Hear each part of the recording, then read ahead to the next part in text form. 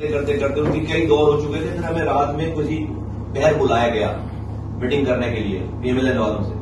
तो हम मीटिंग करने जब वहां पे गए तो ऐसा लगता है कि जब हम जो है कमरा खोलकर घुस गए बस कमरे में, जब आप नजर आ जाते हैं कमरे में तो बोला था भाई जो बैठ भी जाओ। तो कोई मूड नहीं था हमसे मीटिंग करने का। वो तो सेक ऑफ जो है वो एक वहां में हमने इंगेज कर लिया है, इस हवाले से मीटिंग हुई। और उस 15 मिनट उस 40-45 मिनट की मीटिंग हुई हमारी। उन्होंने कहा कि आपके बाद अभी दोबारा हमें पीपल्स पार्टी वालों से मिलना है। तो हमने पूछा भाई क्या तय हुआ आपका पीपल्स पार्टी से? उन्होंने कहा सब चीजें कॉन्फिडेंशियल है, हमारे लिख के बात हुई उनसे।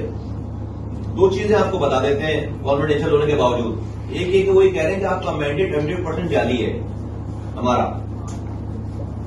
सबका 60% होगा, 50% होगा। हमारा पीपल्स पार्टी कह रही है, पीएमएलएन कह रही है कि पीपल्स पार्टी कह रही है कि हमारा 100% मैंडेट जाली। कॉन्फिडेंशियल में सारी बातें नहीं बताई, ये वाली बात बताई हमें कि हमारा 100% मैंडेट जाली है।